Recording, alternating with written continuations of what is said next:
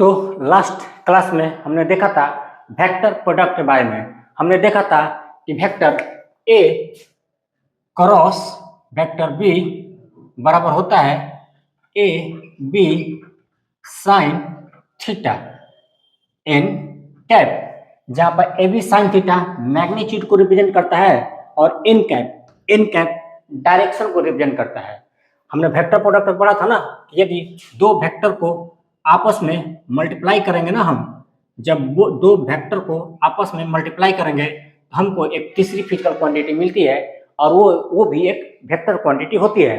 तो जब ये वेक्टर क्वांटिटी है इनके पास मैग्नीट्यूड और डायरेक्शन दोनों होगी ना, तो हमने देखा कि vector A cross vector B बराबर ए बी साइन थीटा है। तो यहाँ पर ये जो ए बी साइन थीटा है ना, वो वेक्टर सी के मैग्नीट्यूड को रिप्रेजेंट करता है और एन कैप वेक्टर सी के डायरेक्शन को रिप्रेजेंट करता है। ठीक है ना, भाई वेक्टर क्वांटिटी है तो उनके पास दोनों चीजें होगी, मैग्नीट्यूड और डायरेक्शन दोनों होगी। और स्केलर प्रोडक्ट में हमने देखा था कि जब दो वेक्टर को आपस में मल्टीप्लाई करते थे तो वहां पर एक स्केलर क्वांटिटी मिलती है, तो वहां पर डायरेक्शन का कोई लोचा नहीं था। लेकिन यहाँ पर डायरेक्शन है, क्यों? क्योंकि आप जब यहाँ पर दो वेक्टर को आपस में मल्टीप्लाई करते हैं तो आपको यहाँ पर एक वेक्टर क्वांटिटी मिलती है और वेक्टर क्वांटिटी के पास मैग्नीट्यूड और डायरेक्शन दोनों होती है ना, तो यहाँ पर A B sine theta vector C के मैग्नीट्यूड को रिप्रेजेंट करता है और एन कैप वेक्टर सी के डायरेक्शन को रिप्रेजेंट करता है। तो लास्ट क्लास में हमने देखा था कि एन कैप का जो डायरेक्शन होगी ना, वो इस वेक्टर ए के परपेंडिकुलर होगा।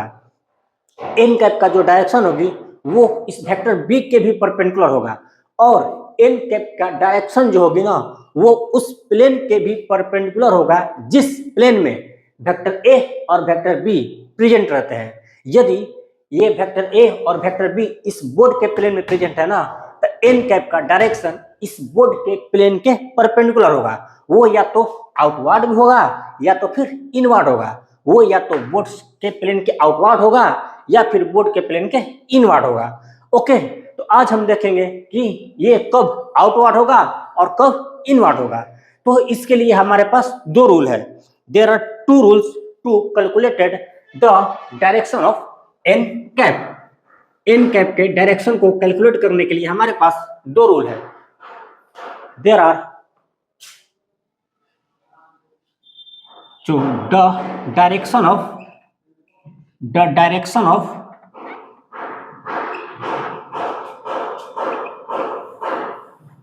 N cap is calculated by the help of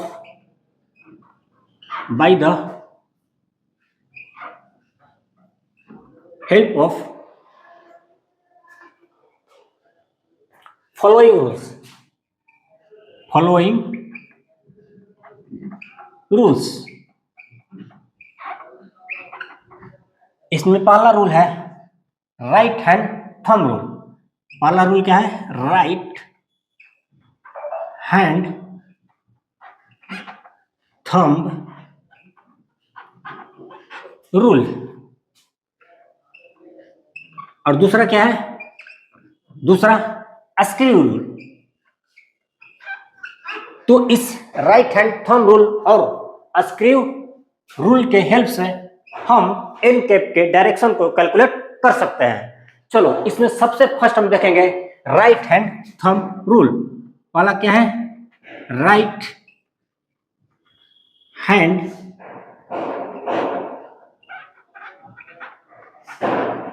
thumb rule. जिसे देखो, मान लो हमारे पास दो वेक्टर है,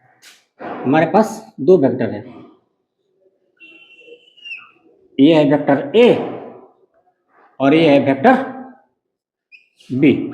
ओके, ये है वेक्टर ए और ये है वेक्टर बी। दोनों के बीच का एंगल कितना है? तो थीटा डिग्री है। दोनों के बीच का एंगल कितना है? थीटा है। हमको चाहिए A vector A cross vector B बराबर क्या होता है? तो ए बी साइन थीटा होता है ना, ए बी साइन थीटा होता है और एन कैप होता है। ओके, मुझे यहाँ पर एन कैप का डायरेक्शन चाहिए, तो कैसे कैलकुलेट करेंगे? राइट हैंड थंब रूल के हेल्प से। देखो, राइट हैंड थंब रूल बोलता है ना कि जब आपको vector A cross vector B का डायरेक्शन चाहिए ना, तो यहाँ पर शुरू में क्या लिखा हुआ है, वेक्टर ए लिखा हुआ ना, तो हम अपने दाहिने हाथ के हथेली को वेक्टर ए के अलोंग रखेंगे। हम अपने दाहिने हाथ के हथेली को वेक्टर ए के अलोंग ऐसे सीधा रखेंगे, ठीक है। उसके बाद अपने फिंगर को वेक्टर ए से वेक्टर बी की तरफ कर्ल करेंगे। अपने पहले तो अपने दाहिने हाथ के हथेली को वेक्टर ए के अलोंग रखेंगे।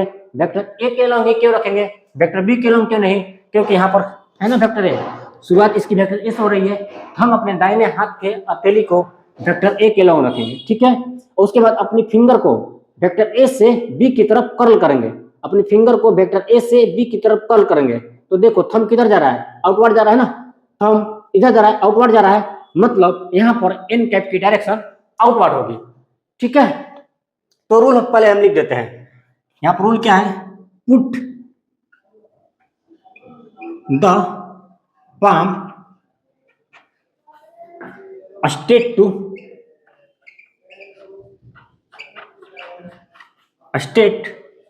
to vector A. हमें अपने दाहिने हाथ के हथेली को वेक्टर ए के एलोंग रखना है, ऐसे सीधा, ठीक है। उसके बाद क्या करेंगे, अपने फिंगर को ए से बी की तरफ कर्ल करेंगे। तो curl the finger,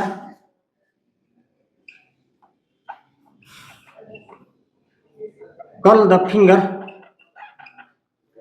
curl the finger from vector A to vector B. अपने फिंगर को वेक्टर ए से वेक्टर बी की तरफ कर्ल करना है। तो देखो थंब बाहर की तरफ जा रहा है ना, ये थंब बाहर जा रहा है, तो मतलब यहाँ पर एन कैप का डायरेक्शन आउटवर्ड होगी।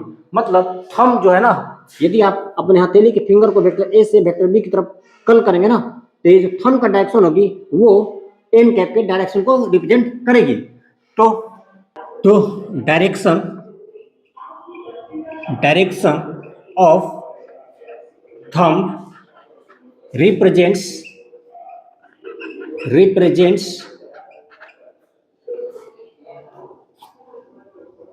the direction of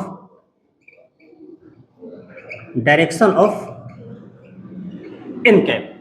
थंब का डायरेक्शन क्या बताती है, डायरेक्शन ऑफ n कैप को बताती है। तो चलो अब फाइंड करते हैं। यहाँ पर vector A cross vector B equal to क्या हो जाएगा, तो ए बी साइन थीटा हो जाएगा, ओके। और एन कैप, यहाँ पर एन कैप की डायरेक्शन फाइंड करनी है। तो चलो रूल को फॉलो करते हैं। यहाँ पे क्या लिखा हुआ है, vector A cross vector B. तो सबसे पहले क्या लिखा हुआ है, वेक्टर ए। अपने दाहिने हाथ के हथेली को वेक्टर ए पर रखेंगे। उसके बाद अपने फिंगर को ए से बी की तरफ कर्ल करेंगे, ए से बी की तरफ कर्ल करेंगे। तो जो थंब का डायरेक्शन होगी ना, वो एन कैप के डायरेक्शन को बताएगी। थंब का डायरेक्शन किधर है, थंब का डायरेक्शन किधर है, देखो आउटवर्ड है ना, थंब का डायरेक्शन किधर है, आउटवर्ड है। तो यहाँ पर एन कैप की डायरेक्शन क्या हो जाएगी, आउटवर्ड हो जाएगी। यहाँ पर vector A cross vector B का डायरेक्शन क्या हो जाएगी, तो आउटवर्ड हो जाएगी, आउटवर्ड हो जाएगी। स्लैश इसको आप अपवर्ड भी बोल सकते हैं, अपवर्ड हो जाएगी, ओके, आउटवर्ड या फिर अपवर्ड हो जाएगी, ठीक है।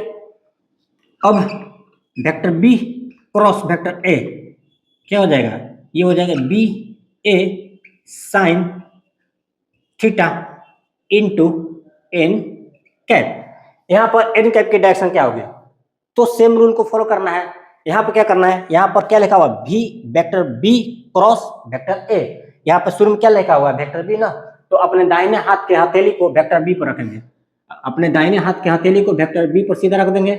उसके बाद अपने फिंगर को ए से बी से ए की तरफ कर्ल करेंगे, बी से ए की तरफ कर्ल करेंगे। देखो फिर से समझो, देखो यह लिखा हुआ है vector B cross vector A. यहाँ पर शुरू में क्या हुआ है, वेक्टर बी है ना, तो अपने दाहिने हाथ के हथेली को वेक्टर बी पर रखेंगे एकदम बिल्कुल सीधा।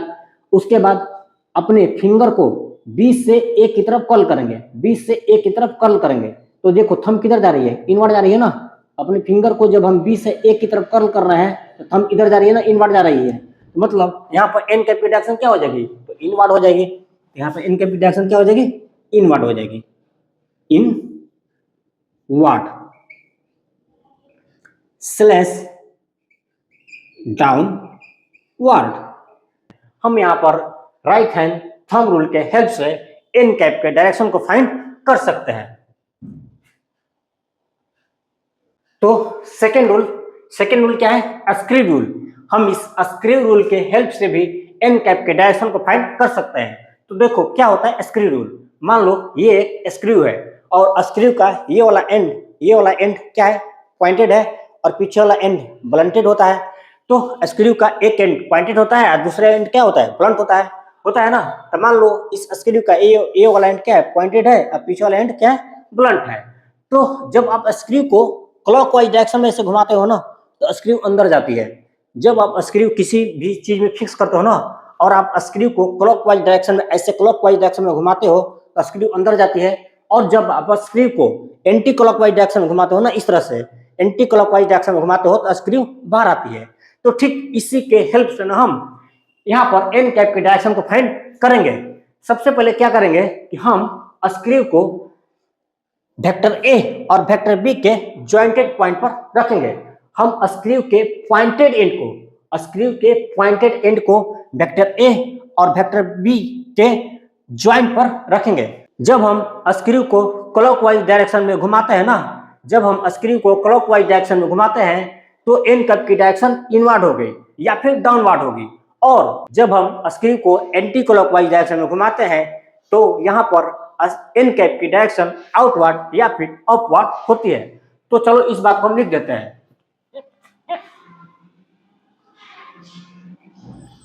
When a screw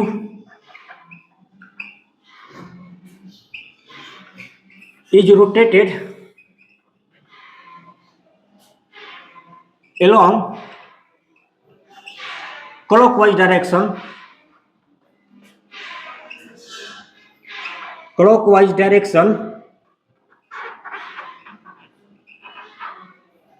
then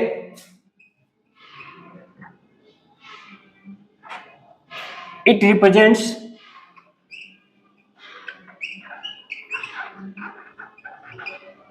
the inward. Clockwise direction घूमेगा तो इनवर्ड या फिर डाउनवर्ड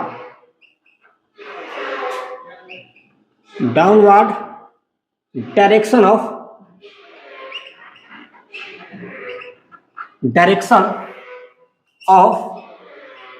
एन कैप। और जब आप स्क्रू को एंटी क्लॉकवाइज डायरेक्शन में घुमाएंगे, when a screw is rotated along anti-clockwise direction,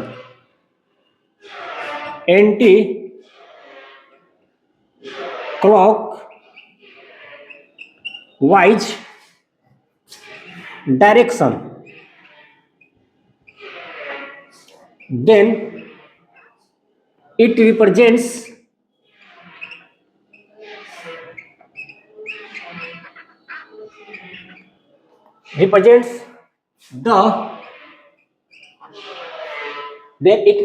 the outward या फिर upward डायरेक्शन ऑफ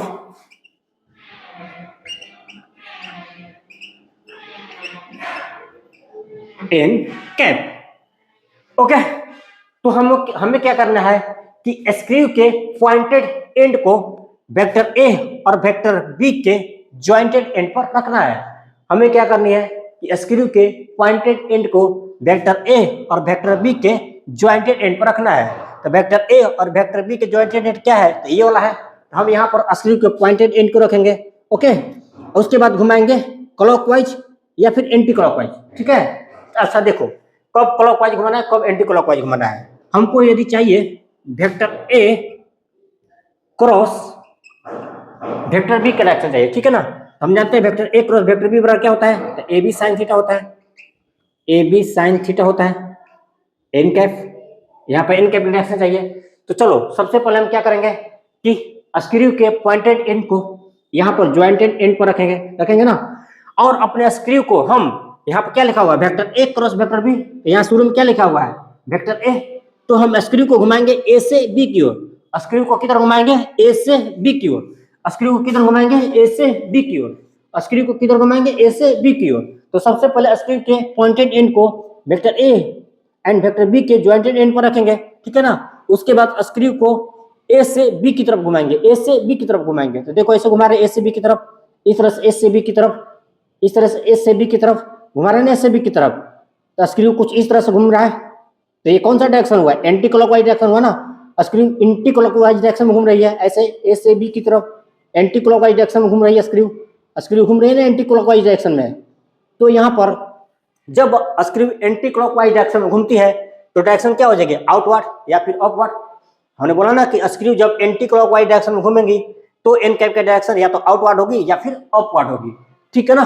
तो जब हमने स्क्रू को एंटी क्लॉकवाइज डायरेक्शन में घुमाया तो यहाँ पर एन कैप की डायरेक्शन क्या हो जाएगी? तो आउटवर्ड हो जाएगी। तो यहाँ पर एन कैप की जगह पर क्या लिख देंगे? आउटवर्ड लिख देंगे, आउटवर्ड या फिर अपवर्ड, ठीक है। ओके, अब मुझे चाहिए vector B cross vector A. Vector B cross vector A बराबर क्या हो जाएगा? तो क्या हो जाएगा? B A sine theta n cap. यहां पर एन कैप की डायरेक्शन क्या होगी? तो अगेन लगाते हैं स्क्रू रूल। स्क्रू रूल क्या कहता है कि स्क्रू के पॉइंटेड एंड को हमको vector A and vector B के ज्वाइंटेड एंड पर रखना है। तो चलो रख दिए ज्वाइंटेड एंड पर स्क्रू के पॉइंटेड एंड को। उसके बाद स्क्रू को देखो यहाँ पर बी से ए की तरफ घुमाएंगे। यहाँ पर शुरू में क्या दिखाते हैं? Vector A cross vector B में हमने ए से बी की तरफ घुमाया था ना, और vector B cross vector A में हम बी से ए की तरफ घुमाएंगे, बी से ए की तरफ घुमाएंगे। तो चलो देखो ये है बी और ये है ए, तो हम स्क्रू को बी से ए की तरफ घुमाएंगे, बी से ए की तरफ घुमाएंगे। तो स्क्रू को ऐसे घुमाएंगे बी से ए की तरफ, बी से ए की तरफ, बी से ए की तरफ, ऐसे बी से ए की तरफ, बी से ए की तरफ। तो ये कौन सा डायरेक्शन हुआ? तो ये क्लॉकवाइज डायरेक्शन हुआ ना, क्लॉकवाइज डायरेक्शन। और जब स्क्रू क्लॉकवाइज डायरेक्शन में रोटेट करती है तो एन कैप की डायरेक्शन क्या होती है? इनवर्ड या फिर डाउनवर्ड होती है ना, इनवर्ड या फिर डाउनवर्ड होती है।